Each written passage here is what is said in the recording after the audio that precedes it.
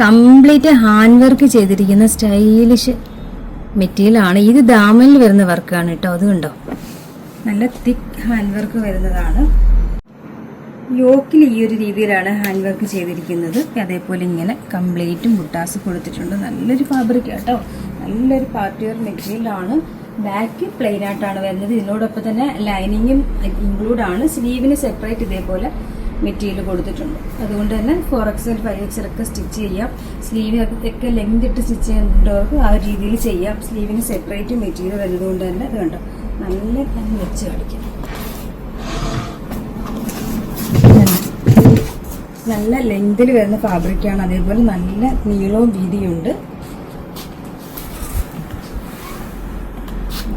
ഇതേപോലെ 4 സൈഡും hand work ചെയ്തിരിക്കുന്ന സ്റ്റൈലിഷ് ദുപ്പട്ടയാണ് കേട്ടോ.